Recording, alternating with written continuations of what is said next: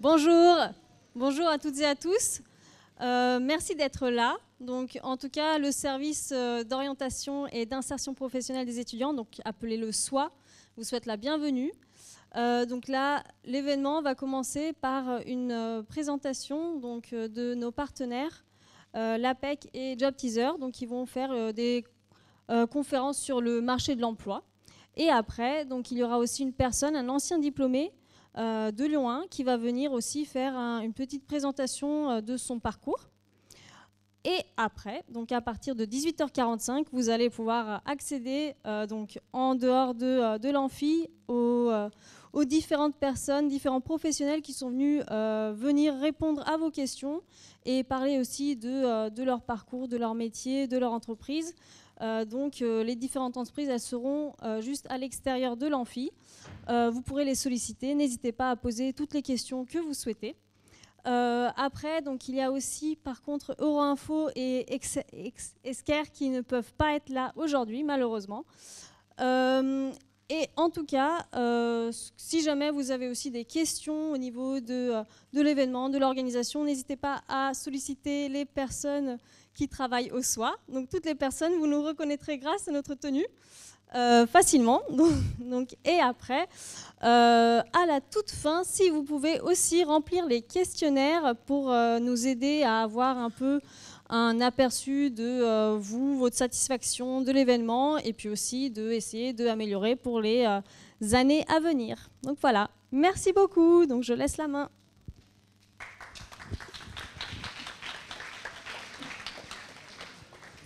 Bonsoir à toutes et à tous. Merci de m'accueillir dans votre université. Donc je suis Laurence Doumbakhinda, je suis manager à l'APEC. L'APEC, c'est quoi? C'est l'association professionnelle des cadres. C'est une association en fait vous allez probablement cotiser demain quand vous aurez votre premier job et que vous intégrerez une entreprise. Et on a en fait des missions de service public. Donc on accompagne les cadres et les jeunes diplômés à partir de Bac+3 dans leur insertion professionnelle, les cadres tout au long de leur évolution professionnelle, que ce soit pour une mobilité professionnelle, une mobilité géographique, pour se reconvertir ou éventuellement aller dans la création d'entreprises. Et là, quel que soit l'âge. On a aussi une deuxième mission qui est d'aider le recrutement des entreprises. Donc on aide beaucoup aujourd'hui les entreprises à recruter. C'est un vrai défi aujourd'hui, le recrutement. Il y a de grosses difficultés de recrutement pour quasiment toutes les entreprises et quasiment toutes les fonctions. Et on les aide à ouvrir leur chakra et donc à un moment donné à aller chercher des jeunes diplômés ou à aller chercher des profils un peu plus seniors pour pouvoir répondre à leurs besoins. Et puis notre troisième mission qui est assez intéressante et notamment pour vous qui allez être probablement aussi en veille, peut-être que vous avez des idées sur ce que vous voulez faire mais peut-être pas complètement. On a un observatoire du marché de l'emploi cadre et cet observatoire finalement nous permet d'avoir des éléments extrêmement concrets, des études concrètes sur qu'est-ce qui se passe du côté des cadres, comment les entreprises recrutent, qui est-ce qu'elles recrutent, qui est-ce qu'elles plébiscitent. Et puis de l'autre côté, comment les cadres aujourd'hui réfléchissent, agissent. Et puis on fait aussi je vais vous montrer des études par secteur d'activité, par type de métier, par région. Donc vous avez vraiment des outils assez intéressants, enfin pas assez intéressants, pertinents, qui vont vous permettre comme ça d'avoir une meilleure connaissance de votre marché et puis de mieux faire, de mieux agir dans votre réseau. Donc voilà, très rapidement, on est partout en France, on est aussi dans les DROM. Donc voilà, et puis tout ce qu'on propose, c'est aujourd'hui du mode hybride, donc aussi bien en présentiel que distanciel. Aujourd'hui, je vais juste vous faire un focus très rapide sur le marché de l'emploi aujourd'hui et puis justement ce qu'il faut peut-être mettre en œuvre et puis on va vraiment faire un focus sur le réseau et puis là c'est Job Teaser qui prendra le relais sur cette partie. Juste pour vous donner des éléments très frais, on va dire, puisque septembre 2022, c'est pour vous montrer globalement les intentions de recrutement. Ça veut dire que malgré le fait qu'aujourd'hui, il y a quand même le Covid qui continue à perturber. On a la guerre en Ukraine qui perturbe. On a quand même un certain nombre de difficultés d'approvisionnement. Eh bien, les entreprises continuent de recruter. Le besoin est là. Pour vous, c'est un signal fort parce que quand l'économie et quand les entreprises continuent à recruter, ça veut dire que pour les jeunes diplômés, il y a des perspectives qui sont beaucoup plus fortes. On sait très vite que quand ça se grippe un petit peu, très vite les extrémités, dès qu'on est jeune diplômé ou qu'on est senior plus, ça devient toujours plus difficile. Donc là, ça veut dire que vous avez des perspectives qui sont beaucoup plus importantes pour vous. Et vous voyez, on a plus de 2/3. Alors ETI, c'est les entreprises de taille intermédiaire. Ce sont donc celles qui ont plus de 250 salariés et plus. Et GE, c'est grandes entreprises. Donc toutes les entreprises de 250 salariés et plus, 2/3 d'entre elles, en fait, aujourd'hui, prévoient de recruter. Et puis, à une moindre échelle, vous avez aussi les PME, les moins de 250, et les TPE, là, on est sur la moins de 11. Mais c'est intéressant parce que les scores sont élevés. Donc ça veut dire que ça se porte bien. Deuxième élément, vous voyez qu'on a aujourd'hui la moitié des entreprises qui disaient que c'était difficile. Pour certaines d'entre elles, sur certaines fonctions, ça monte à 80%, pour lesquelles le recrutement reste compliqué. Je crois savoir qu'il y a un certain nombre de profils scientifiques ici, notamment sur les profils tech, sur les profils scientifiques. Il y a vraiment des difficultés. Donc vous avez, a priori, pour certains en tout cas, un boulevard devant vous. Voilà justement quelques difficultés qui sont exacerbées dans certains métiers. Donc services techniques, exploitation tertiaire, production industrielle et de chantier, informatique. Donc là, on a vraiment des entreprises qui reçoivent 1 à 2 CV, alors qu'il y a quelques années, c'était par dizaines qu'elles recevaient les CV. Il faut dire qu'elles ont des exigences qui sont de plus en plus importantes. Donc c'est pour ça que quand je vous dis qu'on les aide à ouvrir les chakras, entre guillemets, ça veut dire qu'on leur dit, attendez, c'est plus un mouton à 5 pattes, c'est 10 pattes que vous lui demandez. Il n'existe pas. Donc mesurer, c'est quoi les critères vraiment incontournables du poste et quels sont les critères sur lesquels il peut y avoir une certaine souplesse et sur lesquels vous allez peut-être pouvoir aussi avoir d'autres types de profils. Pour vous, jeunes diplômés, je sais aussi que côté candidat ou candidate que vous êtes, il y a aussi des exigences qui sont fortes en termes de qualité de mission, de conditions de travail, de flexibilité de travail, de peut-être télétravail également. Donc ça aussi, vos exigences, elles sont aussi un petit peu plus fortes. Et on a certaines entreprises qui ont encore un peu de mal aussi à se mettre sur cette dimension-là. Ce qui peut expliquer certaines difficultés qu'elles rencontrent. Alors, pour vous aider sur les tensions par métier, vous avez des fiches qui vous sont proposées et qui sont actualisées régulièrement. Donc, elles sont accessibles sur le site corporate.apec.fr. Donc, c'est le site, on va dire, institutionnel où vous avez rassemblé toutes les études, où vous allez pouvoir vraiment faire votre veille métier. Et là, je vous encourage à y aller parce que vous allez forcément y trouver un secteur d'activité qui vous intéresse et puis la région qui vous intéresse. Vous pouvez aussi avoir envie d'aller dans une autre région. Vous venez peut-être d'une autre région pour faire vos études. Donc voilà, ça, je vous invite en tout cas à parcourir ces documents. Et puis, on a aussi également des documents sur tout ce qui est secteur d'activité.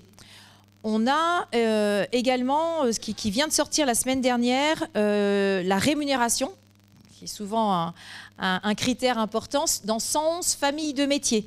Donc là aussi, c'est accessible sur le site corporate.apec.fr et ça va vous aider aussi à ajuster votre proposition de service lorsque vous allez aller sur le marché du travail.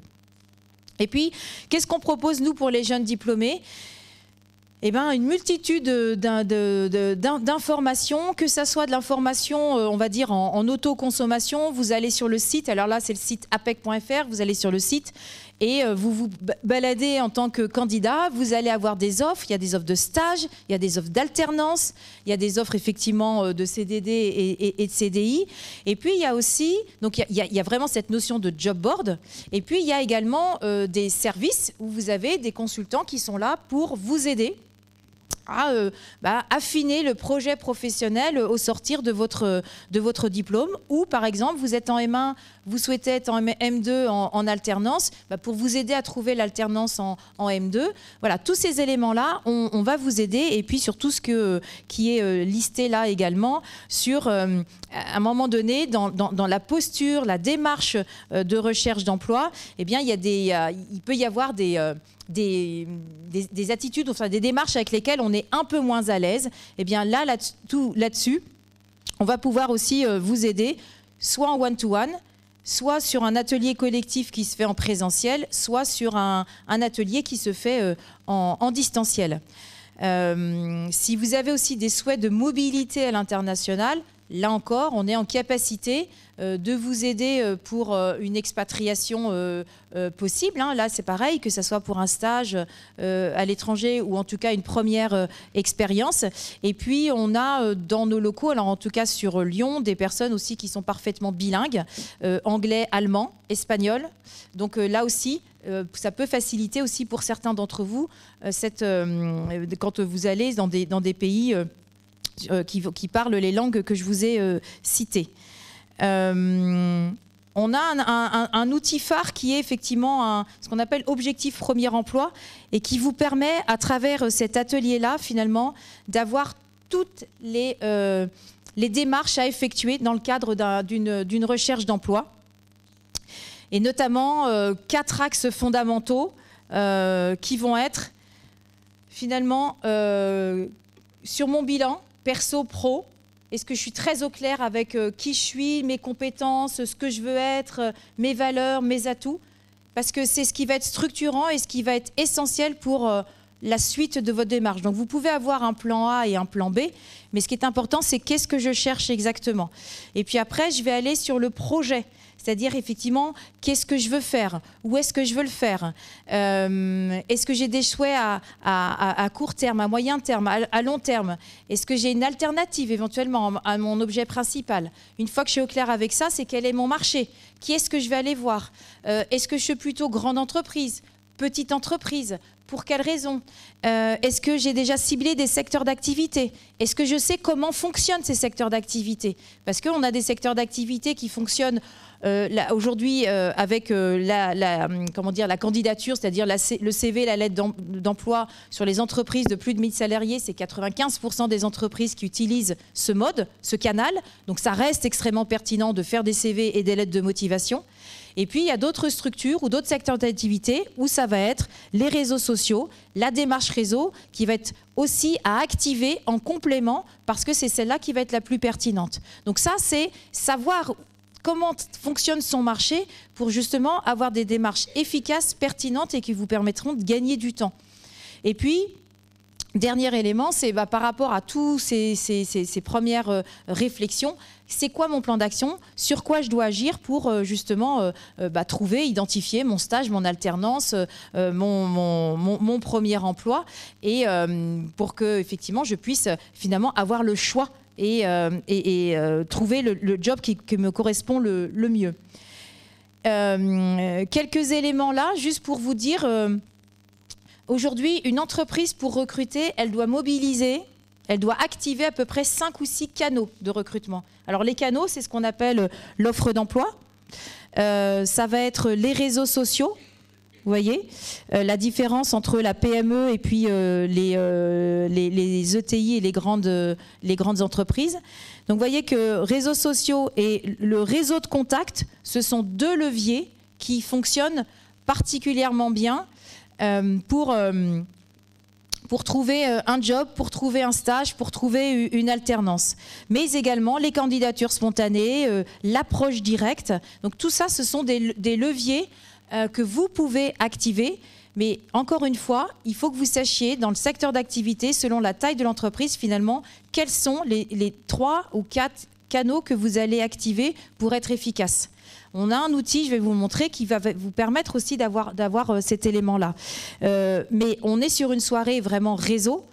Et je vous encourage, et les équipes de Job Teaser vous le diront très bien, à véritablement vous inscrire dans une dynamique de démarche réseau, qui soit sur LinkedIn, qui soit sur du réseau, on va dire physique, comme vous allez faire ce soir. C'est extrêmement important parce que vous allez voir, ça va être un accélérateur dans votre démarche de recherche, de stage, d'emploi ou d'alternance.